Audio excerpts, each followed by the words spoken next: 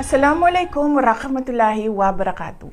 Madayaw ug maayong adlaw kaninyong tanan. Magandang araw sa inyong lahat. Sa ating mga kababayan sa iba't ibang panig ng mundo, ako ay nakikiisa sa inyong maligayang pagsalubong ng bagong taon. Ang taong 2024 ay sumubok sa ating katatagan at humulma sa atin bilang isang sambayanang naninindigan para sa katarungan at kaunlaran.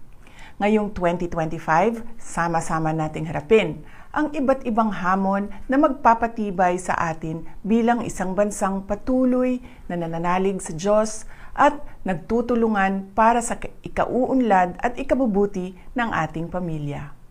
Sa ating pagsalubong sa bagong taon, ako ay nagpapasalamat sa inyong walang sawang pagmamahal sa bayan na ipinamalas ninyo sa inyong pagsusumikap, pagtitiis, at pagtsatsagang magkaroon ng mas magandang kinabukasan.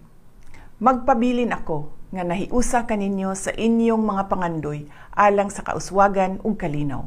Atong atubangon ang bagong tuig uban ang paglaom nga ang tanan natong mga kalisod ug mga paningkamot sa ngadtong-ngadtong makahatag og positibong kausaban.